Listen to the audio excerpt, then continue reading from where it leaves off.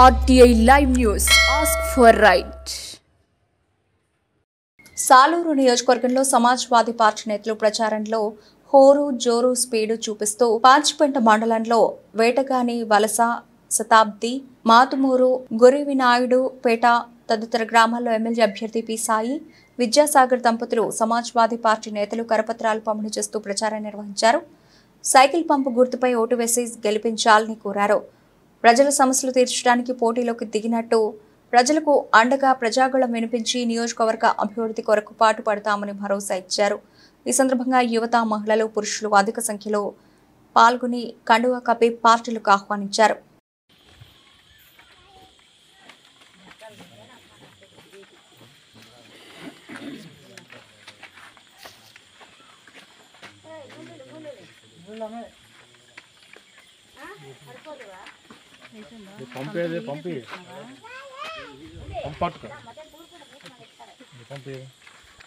పంపు గుర్తుమందని